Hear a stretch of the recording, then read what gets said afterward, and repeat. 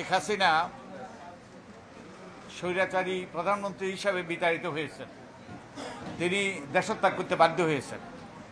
আমরা যদি একটু ফিরে তাকাই, শেখ হাসিনা কি ট্যাঙ্কে চড়ে কিংবা খাকি পোশাক পরে তিনি ক্ষমতা এসেছিলেন কিনা?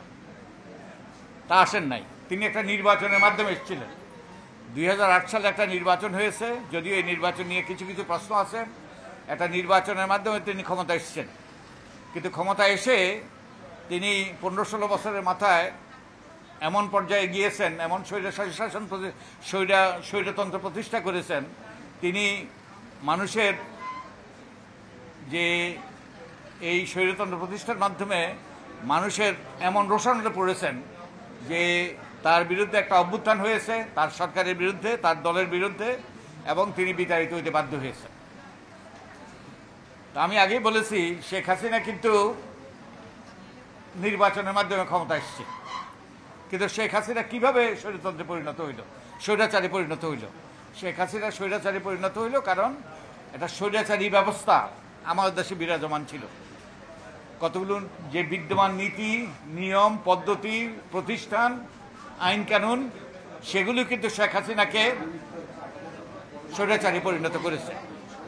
এবং এর সাথে তিনি কিছু কিছু আইন কানুনে পরিবর্তন এনেছেন, সংবিধান সংশোধন করেছেন। যিনি সংবিধানের ৫ম সংশোধন করেছেন, সংবিধানের ৫ম সংশোধনী তিনি এনেছেন, যার ফলে তিনি আমাদের উপর স্বৈরাচার হিসাবে জেগে বসেছেন আমাদের ঘাড়ে।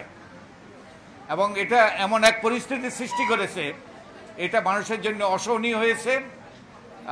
তিনি এর মাধ্যমে আমাদের ভোটাধিকার হরণ করেছেন, দেশে একটা লুটপাটের স্বর্গরাজ্যে, বাংলাদেশকে একটা লুটপাটের স্বর্গরাজ্যে পরিণত করেছেন।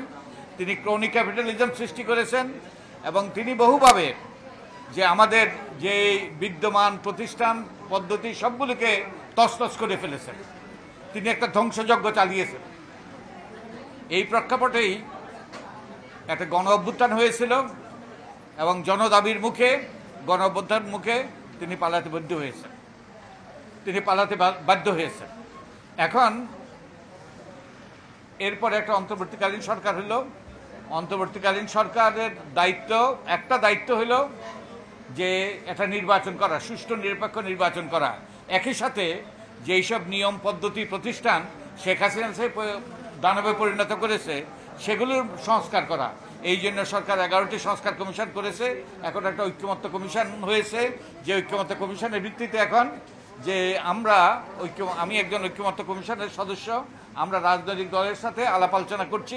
আলাপ আলোচনা করে কতগুলো সংস্কারের ব্যাপারে, মৌলিক সংস্কারের ব্যাপারে আমরা একমত হওয়ার চেষ্টা করছি। এটা রাজনৈতিক দলের সাথে আমরা ঐক্যমত্য কমিশনের আলাপ আলোচনার ভিত্তিতে আমরা কতগুলো সুপারিশ প্রণয়ন করব।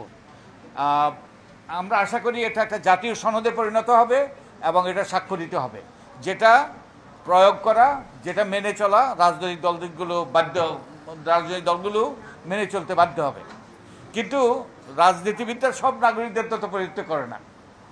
নাগরিকদেরও রাজনৈতিক দলের সাথে যুক্ত নয়, এর বাইরেও বহু নাগরিক আছে, তাদেরও গুরুত্বপূর্ণ মতামত আছে। আমরা সংবিধান সংশোধনের কথা বলছি, কতগুলো মৌলিক সংস্কারের কথা বলছি।